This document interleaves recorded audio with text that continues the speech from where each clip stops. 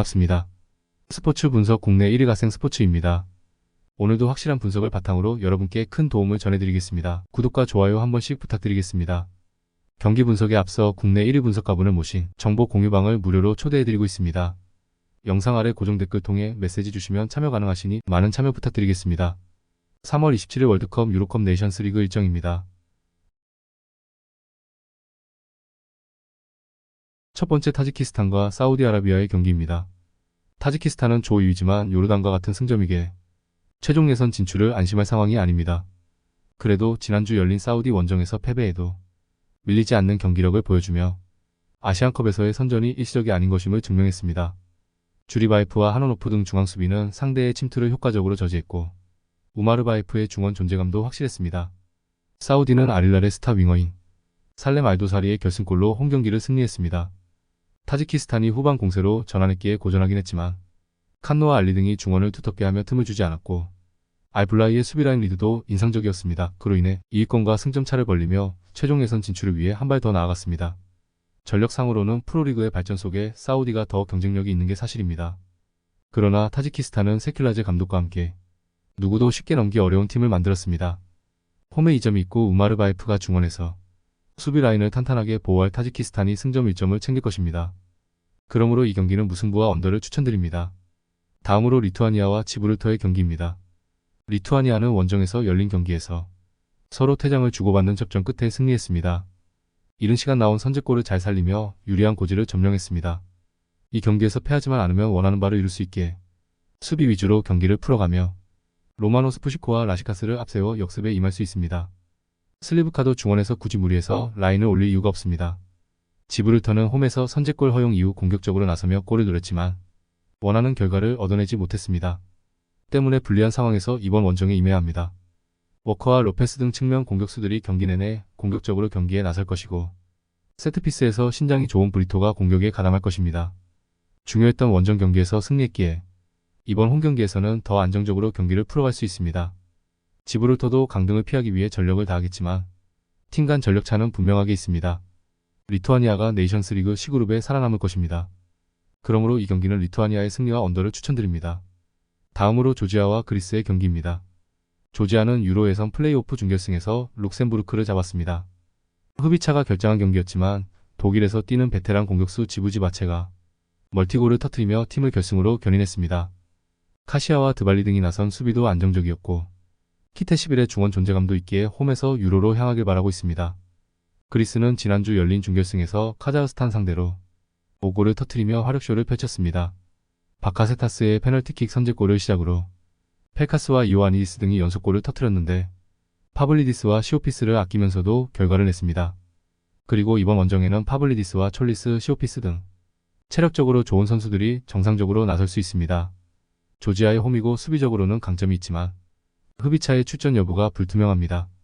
쿠벨리스와 바카세타스 등 공수 밸런스가 빼어난 중원 듀오가 원정에서도 경기의 주도권을 가져올 것이고 마스라스와 파블리디스가 적극적인 문전 침투로 해결할 그리스가 승리할 것입니다. 그러므로 이 경기는 그리스의 승리와 언더를 추천드립니다. 다음으로 바레인과 네팔의 경기입니다. 바레인은 네팔 원정에서 대승을 거두고 2위를 지켰습니다.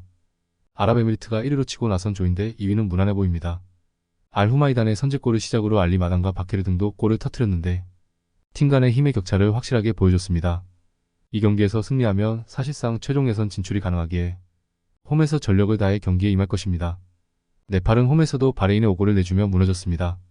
승점 추가를 위해 수비 위주로 경기를 풀어가려 했지만 전반 시작 10분 만에 2골을 내줬기에 원하는 게임 플랜을 가동하지 못했습니다. 이 경기는 원정이기에 실점하지 않는데 집중하고 경기에 나설 것으로 보입니다. 원정팀은 림브를 비롯해 중원에 나설 선수들이 최종 수비와 간격을 좁히며 상대를 막아내려 할 것입니다. 그러나 알자바르와 알후마이단이 경기 내내 상대 수비를 몰아칠 수 있고 하람이 중원을 장악할 바레인이 무난하게 승리를 따낼 수 있습니다. 그러므로 이 경기는 바레인의 승리와 오버를 추천드립니다. 다음으로 예멘과 아랍에미리트의 경기입니다. 예멘은 아랍에미리트 원정에서 상대 차치골을 유도하며 동점을 만들었지만 원하는 승점 추가에 실패했습니다. 그래도 조이리가 유력한 강팀 원정에서 탄탄한 수비로 쉽게 무너지지 않았습니다. 하나시와 알마리 등 더블 볼란치들이 팩포를 경기 내내 잘 보호했고 알사디 키퍼도 2차례 결정적인 선방을 했습니다. 단 홈에서 나설 수 없다는 점은 아쉽습니다. 아랍에미리트는 살레의 선제골과 이티하드 칼바의 공격수인 아딜의 결승골로 예멘전 첫 경기를 승리하고 3연승에 성공했습니다. 그리고 이 경기에서 비기만 해도 최소 2위를 확정하며 최종 예선으로 갈 수 있습니다. 그러나 리마와 아딜, 카이우 등 벤투가 자랑하는 그들의 공격진이 사우디 중립 경기에서 소극적으로 경기에 임하지 않을 것입니다. 예멘은 탄탄한 중원과 최종 수비를 보유했습니다. 그러나 상대 수비를 돌파로 이겨내며 골을 기록할 확실한 공격 옵션이 없습니다. 아딜의 제공권 장악 외에도 리마와 알카사니, 카이우가 경기 내내 공격적으로 골을 노릴 아랍에미리트가 승리할 것입니다. 그러므로 이 경기는 아랍에미리트의 승리와 언더를 추천드립니다. 다음으로 요르단과 파키스탄의 경기입니다. 요르단은 파키스탄 원정을 승리하며 2위인 타지키스탄과 같은 승점을 기록하게 됐습니다. 아시안컵에서 한국을 비롯한 강팀들을 연달아 제압하며 준우승을 차지한 기세를 이어갔는데 오란과 알타마리 등 토너먼트의 영웅들이 기회를 골로 연결했습니다. 지난 아시안컵과 같은 라인업을 가동했는데 알라이마트의 최전방 존재감도 확실했습니다. 파키스탄은 홈의 이점을 살리지 못하고 요르단에 완패했습니다. 이번 2차 예선에서 현실적인 목표가 1승인데 목표를 이루지 못할 가능성이 높습니다. 1차 예선을 통과하긴 했지만 2차 예선부터는 전력차를 크게 느끼고 있습니다. 파키스탄은 전력상으로 요르단을 괴롭힐 만한 점이 보이지 않습니다. 알라이마트와 오란이 상대 수비를 넘어 기회를 계속 만들 수 있는 요르단이 상대를 압도할 것입니다.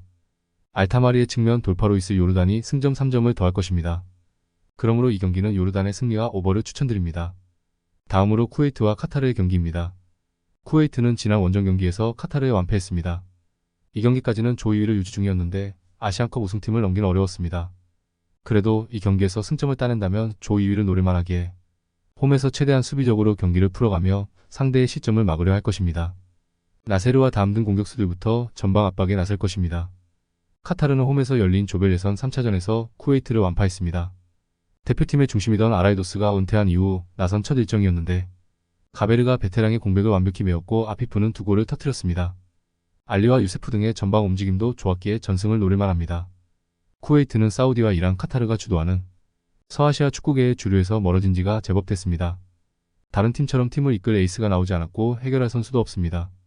유세프와 아피프가 빠른 발을 앞세운 돌파로 상대 수비를 몰아칠 것이고 알리가 해결할 카타르가 1승을 더하며 최종 예선행을 확정할 것입니다. 그러므로 이 경기는 카타르의 승리와 언더를 추천드립니다. 다음으로 우크라이나와 아이슬란드의 경기입니다. 우크라이나는 적지에서 열린 경기를 승리하고 플레이오프 결승에 왔습니다. 샤크타르와 대표팀의 주축 수비수인 마트비엔코의 자책골이 나오며 끌려간 경기였는데 발렌시아의 야름척과 지로나의 도보비크 등 라리가에서 뛰는 선수들이 후반 막판 연속골을 터뜨리며 역전승했습니다. 경기 내내 공격에 기여를 올리며 적극적인 공세로 나선 것이 결정적이었습니다. 아이슬란드는 제노아의 공격수인 구드먼슨의 해트트릭으로 이스라엘을 잡고 우크라이나를 만나게 됐습니다. 한 골차의 승부가 이어지던 상황에서 나온 상대 수비수의 퇴장으로 인해 수적 우세를 가지게 됐고 승부의 세기를 박았습니다.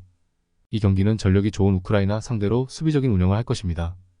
자국이 전쟁으로 인해 홈에서 경기를 소화할 수 없지만 이미 그런 상황이 길어졌기에 큰 부담은 아닙니다.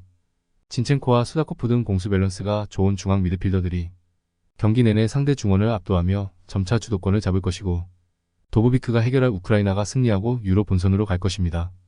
그러므로 이 경기는 우크라이나의 승리와 언더를 추천드립니다. 다음으로 웨일스와 폴란드의 경기입니다. 웨일스는 4강에서 핀란드의 완승을 거뒀습니다.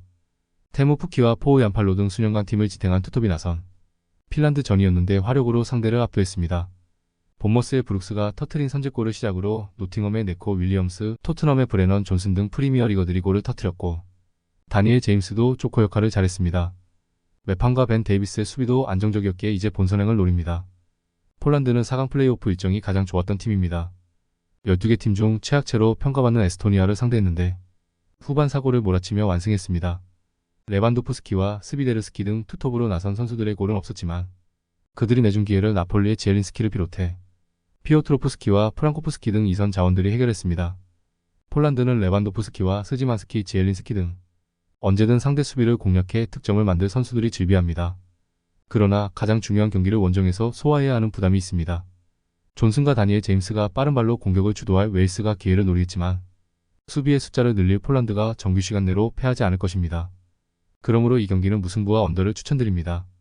더욱더 자세한 조합픽은 국대 최대 스포츠 정보방에서 무료로 받아보실 수 있으니 영상 아래 고정 댓글 링크 클릭해주시면 친절하게 안내 도와드리겠습니다. 조금이나마 유익하셨다면 좋아요, 구독 부탁드릴게요.